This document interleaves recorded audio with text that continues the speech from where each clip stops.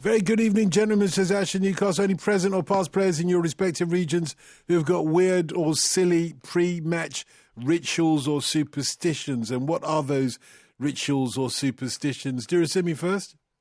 I remember I was speaking to a veteran journalist, and he was saying, to answer the question, he was giving me a story of 1960s and 70s. So it's like there was this big team from Cameroon going to Mali. So they went to see the juju priest, your fetish doctor, whatever. And the doctor said, well, from what I can see, everything is fine. The only thing is make sure you don't see an albino before the game, or during the game. Don't make sure none of you should see an albino during the game. So, so they are fine. So they arrived. Everybody's like covering themselves. Everybody's like, so everybody in Mali did not understand what's going on because this team arrived. It's like they're all criminals. When those, people are being charged and they're going to court. And hold that thought.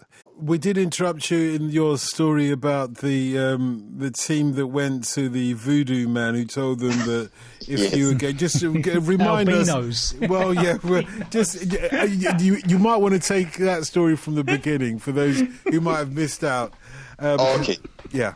Basically, yeah. So I think it was a question about rituals and things like that on African football. Yes. So I was speaking to it was 2004. I met a Cameroonian veteran journalist who covered football back in the 60s in those days. So we were having this nice chat, and then he was saying, by the way, there was this Cameroonian club and they were going to Mali to play an African championship.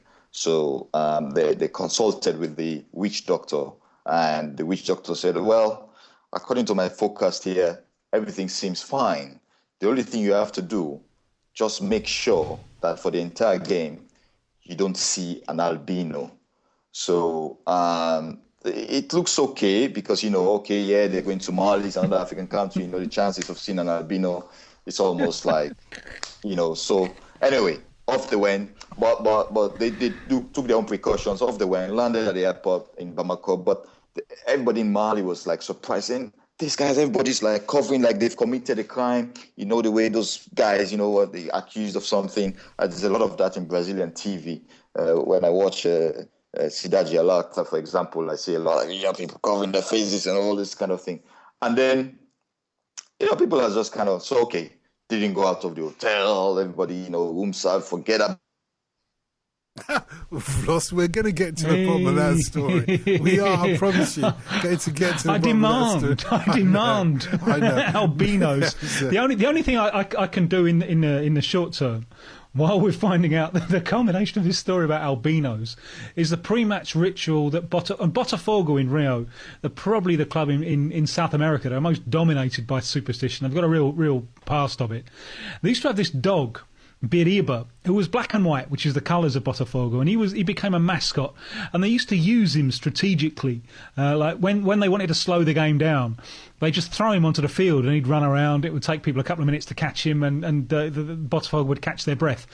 But there was one game where before the game, Biriba in the dressing room, he how can I put this? He relieved himself over, I think it was the right back, and they ended up winning that game. So a club dominated by superstition. The poor old right back, he had to before every game until they finally lost, probably because the right back scored a hat-trick of own goals just to end the thing.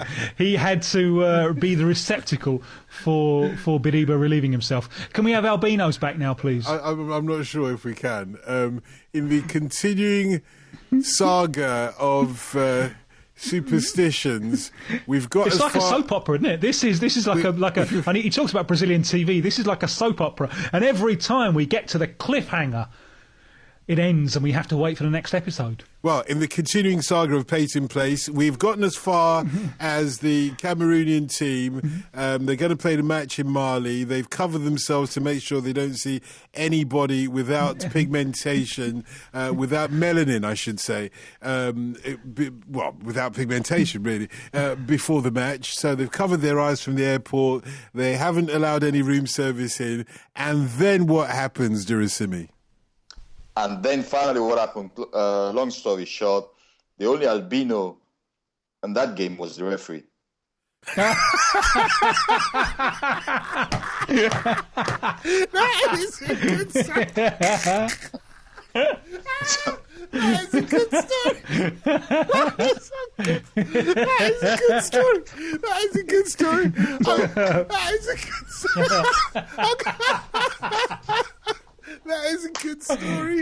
It just got better with the cliffhangers, didn't it? It got better. They added to the drama. And did you get Durosimi's comic timing as well? He got the comic timing. That is a good story.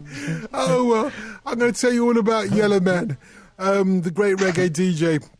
At some point, I hope I get a chance before 4 o'clock, but I don't know if I'll be able to compose myself. Let's get You've the been saved by the 3:30 news, haven't you? Yeah, let's get the latest 5 Live headlines now with Jill McKenzie.